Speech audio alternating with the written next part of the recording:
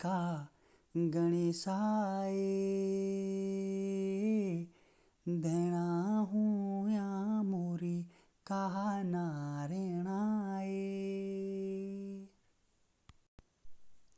नमस्कार दोस्तों, आज फिर मैं आप सभी का स्वागत करता हूँ अपनी संस्कृति की एक छोटी सी झलक के साथ।